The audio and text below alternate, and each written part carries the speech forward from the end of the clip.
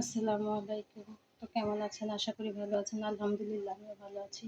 আজকে নিয়ে আসলাম ফুলকপি আলু দিয়ে রুই মাছ দিয়ে রান্না করব। সাথে টমেটো দিব। তো আপনারা ভিডিওটা দেখতে থাকুন। প্রথমে আমি কড়াইয়ে তেল দিয়ে দিব।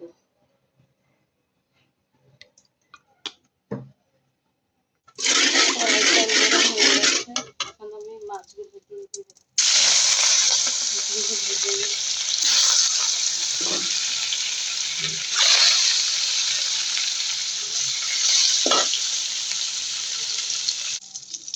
আমার মাছ ভাজা শেষ। এখন আমি নামিয়ে নিব মাছগুলো। এখন ফুলকপি আর আলুগুলো ভেজে নিব।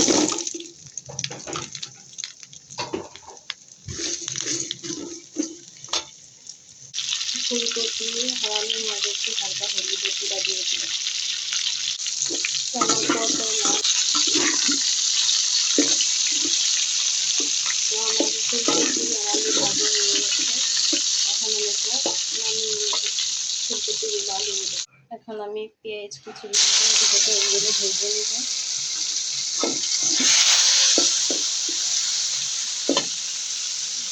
আমার পেঁয়াজ ভাজা শেষ। এখন আমি অল্প একটু পানি দিয়ে দিব। এখন আমি এক এক করে সব মশলা দিয়ে দেব। প্রথমে হলুদের গুঁড়া দিয়ে দিব। এখন দেব মরিচের গুঁড়া। এখন দিয়ে দিব লবণ।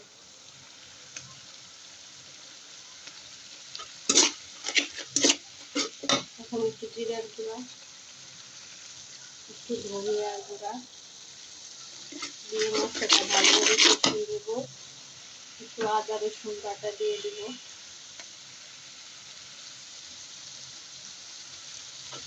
দিয়ে ভালোভাবে কষিয়ে দেব। একটু মশলাটা কষিয়ে দিচ্ছি। এখন দিয়ে দিব 4-5টা কাঁচামরিচ বাটা।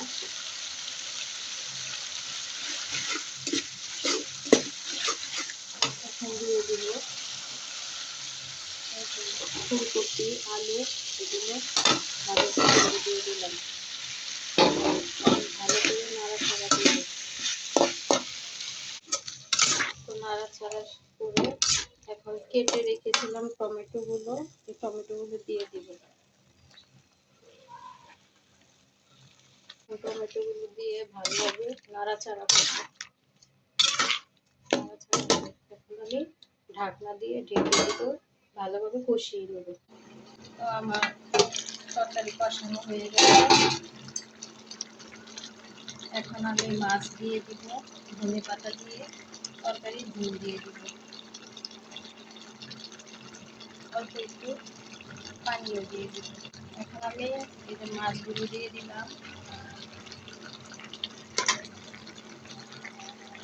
ধনে পাতাগুলো দিয়ে দিব।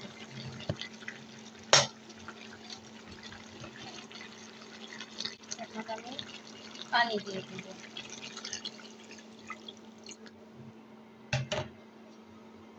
তো আমার সাথে থাকুন, আপনারা ভিডিওটা দেখতে থাকুন। এখন তরকারিটা আমি ঢেকে দিব ঢাকনা দিয়ে।